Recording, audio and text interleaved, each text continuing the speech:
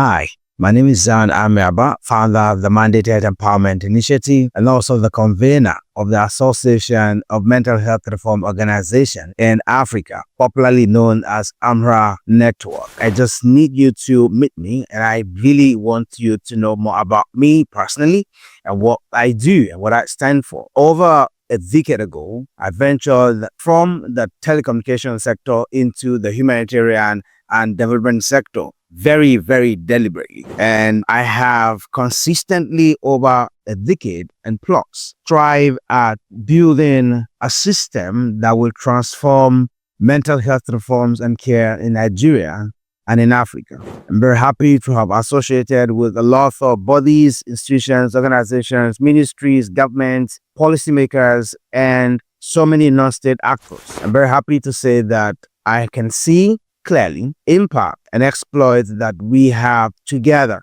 concertedly over these years built around mental health in Nigeria and across Africa. May I please have you kindly follow me, as I will be unraveling quite a few content of what we have been able to shift within the mental health reforms in Nigeria and across Africa, building a community where mental health and psychosocial support is very much present, especially for communities that have been ravaged with conflict, disaster, and emergencies. I will also be sharing with you the kind of advocacies we have been able to drive, particularly right-based advocacy through some government offices and some international doing partners, and current works that we're doing across Africa even as of today. Thank you.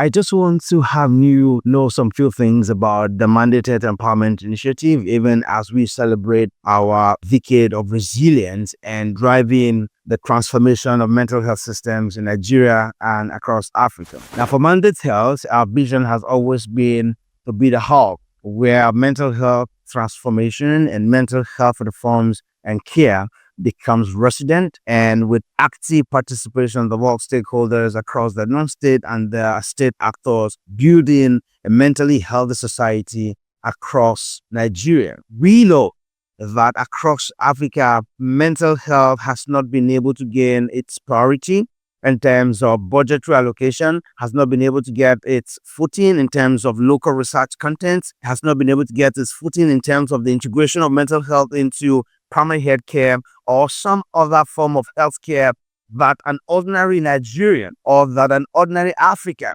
should be able to access. Now, we have also come to understand that when you talk about universal health coverage in Nigeria or in Africa, the placement of mental health has really not been very visible. And so a combination of all of these was what gave birth to AMRA Network and what is still driving the Mandated Empowerment Initiative. Now, I must say here that we're still working. We haven't considered ourselves to have succeeded in as much as we are beginning to see some changes, some repeal of our legislations, and some form of frameworks are coming up in Nigeria and across Africa.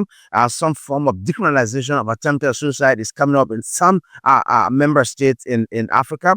We want to see the totality of commitment from the government in three ways. One, we want to see that the government is committed to increasing the budgetary allocation from the GDP of our resources in the country to mental health, to healthcare. We want to see that happen. We want to see how we can truly grow from the less than 1% that we see happen to at least a minimum of 5%, because mental well-being of Nigerians, of Africans, is directly proportional to their overall well-being and their productivity. Hence, we can't, it's non-negotiable. The integration of mental health into universal health coverage in Africa or in Nigeria must be clear.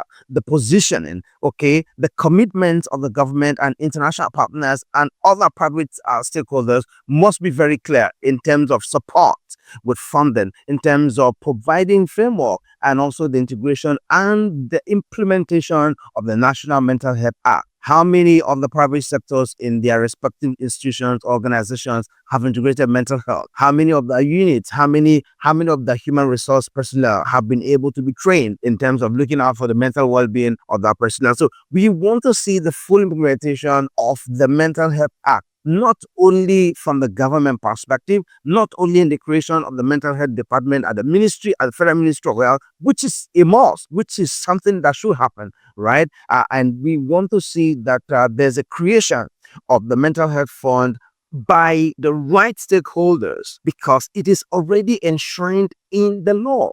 It's already enshrined in the piece of legislation that the past immediate president ascended to. So I want to also do say here quickly that we are very much committed to research. We want to see how we can generate our own data. Let our own data speak to us as Nigerians. Let our own data speak to us as Africans, so that we can know truly what are the risk factors that our people are exposed to, what are the protective factors that we must encourage for Africans and for Africans in Africa and Africans in diaspora. What are some of the things that we should be able to tell this generation and generations that are coming after us, in terms of improving the quality of their mental well-being, positioning them as a continent or as a people or as an Africa that can compete productively with any other continent across the world. Now, let me quickly say here again that for over the last past decade, we have been able to work with some very interesting key stakeholders like the United Nations Office of Drug and Crime, where we again looked at the interconnectedness of drug, right, drug misuse and mental health. We have also been able to look at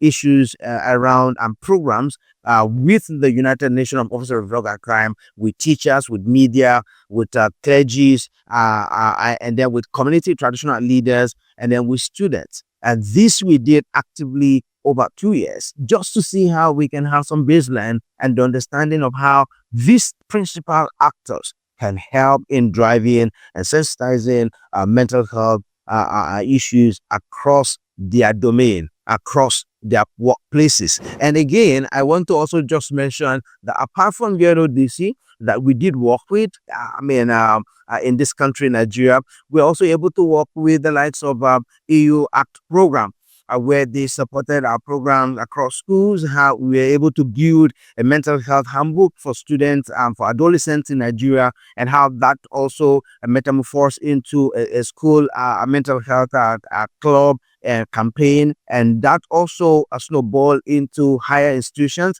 where we're also able to go to some higher institutions like Naria University and some universities, where we also spoke about how youth can also join in the movement in building, a community of mentally healthy people, having the understanding of what exactly is mental health, having the understanding of what the risk factors are, what the protective factors are, and how these individuals, as adolescents, as youths, can be able to prioritize their mental well-being and increasing their optimal productivity, whether as students or as workforce. Now, let me again just round up by mentioning another very critical stakeholder that we work with. The British Council is there. We also are privileged to work collaboration with some other local NGOs in the Northeast and some other NGOs in Middle Belt, and also the government. We were very grateful to the Federal Ministry of Health under the leadership of Dr. Ojo, and also the Ministry of Education, how we collaborated with them and some of the